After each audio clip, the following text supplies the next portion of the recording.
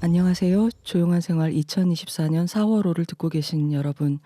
지금 입장하신 방은 책 읽는 의자가 놓여 있는 방입니다.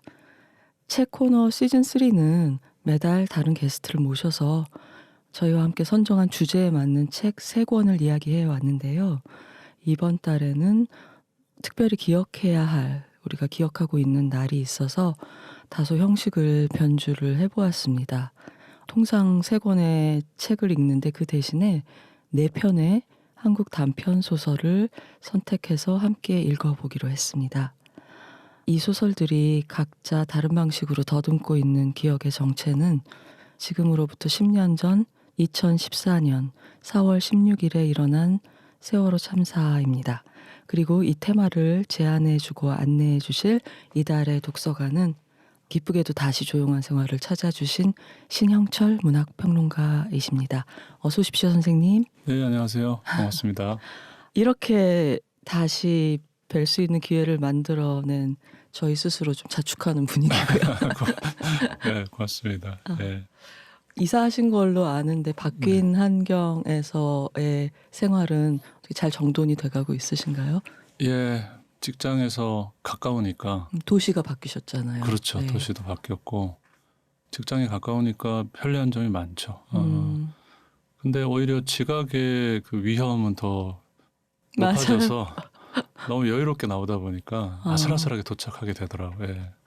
저 학교 때 저희 학교 지각대장이 교문 후문에서 3번째 집 사는 친구였어요. 네, 저도 거의 그 정도 거리 사는데 지금 그렇습니다. 예. 네. 근데 오늘 뭐 계절이 봄이라 그런지 전에 뵀을 때보다 조금 더 이렇게 화색이 있으신 것 같고. 아, 제가요? 네. 편해 보이셔서 네. 저도 기쁩니다. 제가 저번에 나온 게 1년쯤 됐죠. 네. 예. 그때보다는 확실히 편합니다. 그때는 이사 준비하느라 좀 분주하셨었고. 예, 근데 그것보다는 김혜리 기자님 그때 오랜만에 다시 뵙는 거였고, 뭔가 제가 방송을 잘해야 된다는 그 부담감이 되게 컸었어요, 그때. 예, 그래서 나중에 녹음한 거를 한 번 들어봤는데, 듣기가 싫더라고요. 왜 듣기가 싫었냐면은, 잘하려고 하는 그 의지가 막 느껴지는 거예요, 제 스스로. 말도 많이 하려고 하고 속도도 빨라지고 게다가 긴장은 해 있고 네. 이러니까 어조나 이런 것들이 저는 되게 듣기가 싫어가지고 근데 그걸 못 느끼신 것 같기도 해서 저는 다행이라고 생각하는데 저희 구독자들 반응은 상당히 좋았었어요. 예, 그건 다행입니다. 예. 그리고 저도 제가 또 제 걸 못 듣거든요. 그러시구나. 근데 모든 코너에 제가 나오잖아요. 그래서 조용한 생활을 유료 구독을 하면서도 진짜 못 듣고 있는 되게 억울한 구독자인데 제가. 그렇군요. 근데 선생님 나오신 건 제가 몇 번 들었어요. 이상하게 편하더라고요. 그래서 오늘은 좀 말을 좀 덜 해도 네. 편안하게 그냥 가자. 네. 그런 마음으로 왔습니다. 과연 그렇게 될지 여러분 들어보시길 바랍니다. 자, 이렇게 이제 저희하고 의논해서 이제 세월호에서 시작된 소설들을 같이 읽어보자고 제안을 해주셨는데요. 이게 제가 뭐 많이는 못했지만 준비를 하다 보니까 되게 감사하게 느껴지더라고요. 왜냐하면 10주기라는 걸 계속 알고 있었고 그거에 좀 무게감을 느끼고 있었는데 생각만 복잡하고 어떻게 이 16일이 다가오는 날들을 보낼지 뭔가 이렇게 마음을 정할 수가 없었고 뭘 해야 될지도 모르겠고 뭘 해도 적절하지 않은 것 같고 그랬는데 그러면서 이제 결국은 마음을 다스리기를 그냥 그 바다를 못 건너온 친구들이 오지 못한 그날을 정말 정성껏 하루를 살아야겠다. 네. 그런 정도로 스스로 합리화를 하고 있었는데 이 기획 때문에 이 소설들을 읽으면서 좀 안정되게 보낼 수 있었던 것 같아요. 그러니까 괜찮아. 이걸 읽고 있는 거는 이 시간을 잘 보내는 방식인 것 같다 이러면서요. 그래서 저한테 개인적으로도 좋은 일을 해주신 것 같다는 감사 말씀을 먼저 드릴게요. 아닙니다. 저도 같은 마음으로 제안 드린 거였습니다. 예, 그렇군요.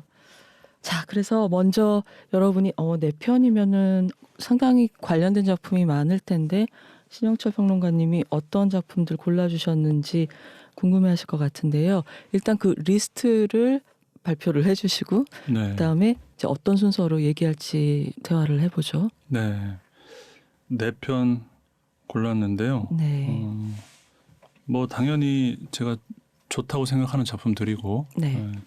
그 중에는 못지않게 좋다고 생각하지만 많이 좀 다뤄졌으니까 싶어서 뺀 것도 있고 좀 더 많이 알려지기를 바라는 그런 마음으로 4편 골라왔고요. 네. 최은영 작가의 미카엘라, 미카엘라. 네, 김현수 작가의 다만 한 사람을 기억하네, 황정은 작가의 웃는 남자, 네. 황정은 작가님.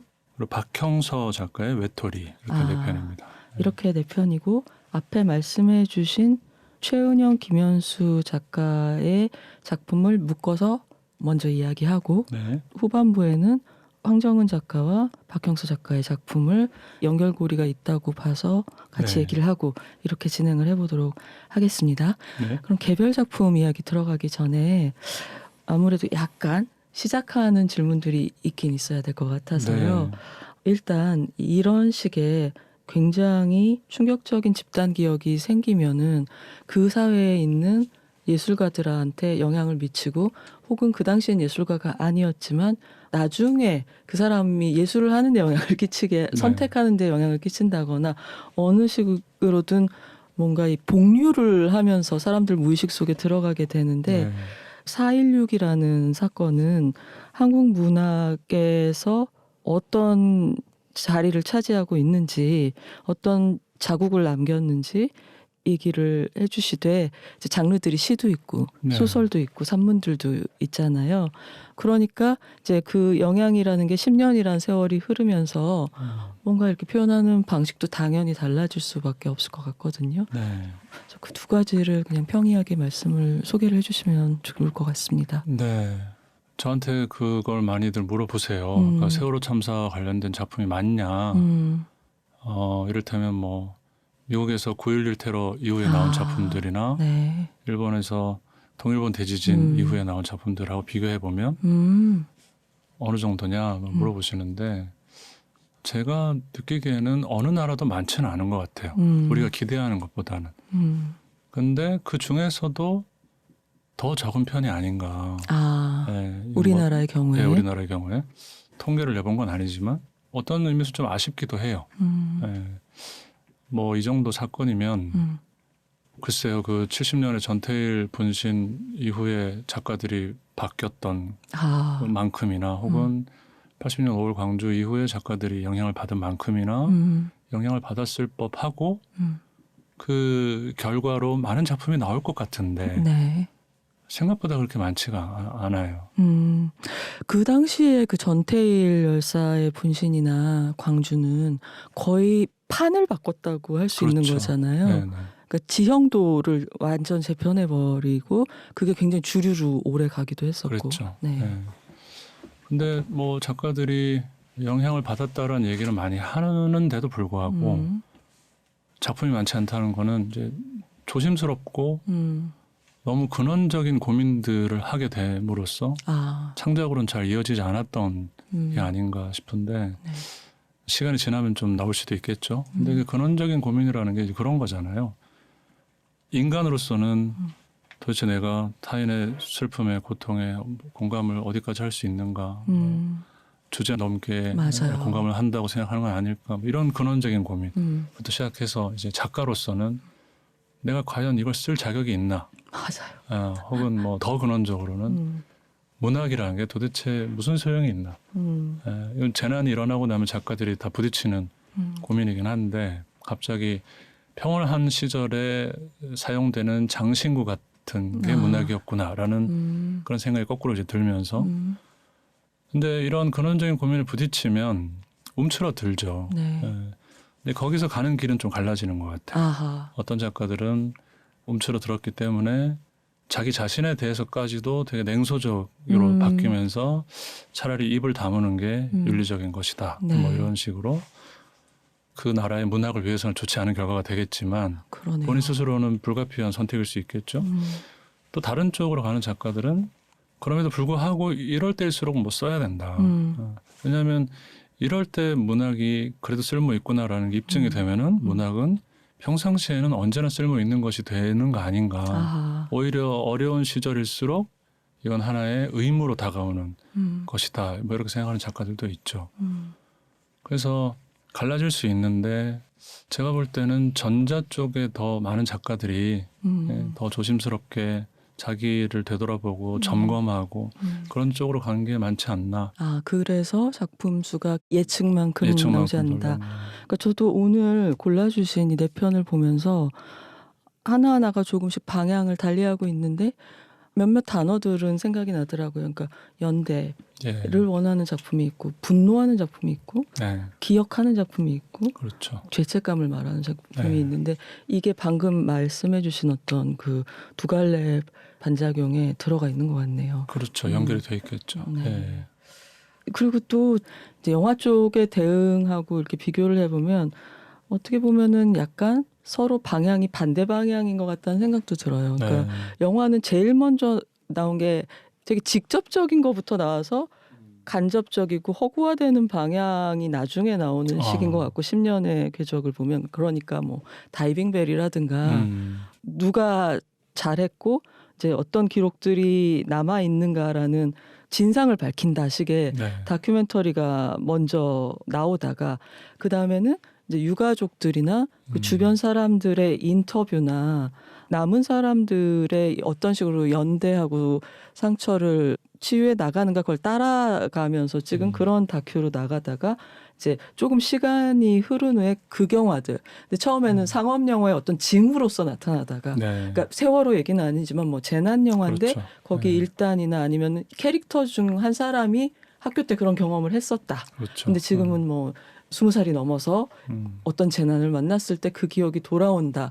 근데 그 기억을 그런 식으로 갖다 쓰는 게 옳으냐 그르냐를 놓고 또 이제 평론에서는 다툼이 그렇죠. 있게 되는 거고 이제 그러다가 4.16 자체를 정면으로 극화하는 드라마로 만드는 영화들이 뭐 작년에 너와 나라든가 아니면 아직 공개는 안 됐지만 목화솜 피는 날. 목화솜 피는 날 경우에는 유가족들이 아예 이제 지지하고 이제 제작 지원을 해서 만들어진 네. 작품이기도 한데 이런 것들이 나오는 식으로 이제 사건의 진앙지로부터 이렇게 바깥쪽으로 나가는 게 영화의 방식이더라고요. 그건 아무래도 뭐 재현의 윤리라는 문제가 그렇겠죠. 시각예술에서는 있기 때문에 이거를 허구화를 한다는 게 굉장히 이제 시간적으로 가까운 시점에서는 조심스러운 게 당연한 것 같고 네.